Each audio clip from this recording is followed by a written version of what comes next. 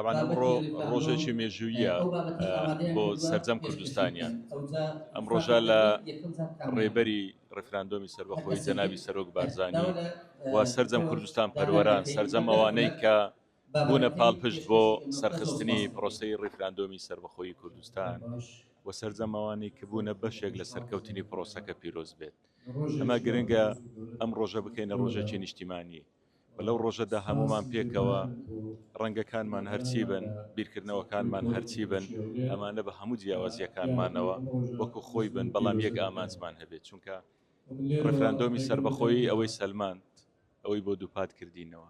ئەگەر یەک ئامانجمان هەبێ دەتوانین ئێمە بە ئامانجەکانی خۆمان ئەو ئامانجەی کە هەمومان بەیەکەوە هەمان بێ ئامانجەکە قەزیەی گەلی کوردستان بێ و سەربەخۆیی گەلی کوردستان سەربەخۆیی قەوارەکەمان بێ.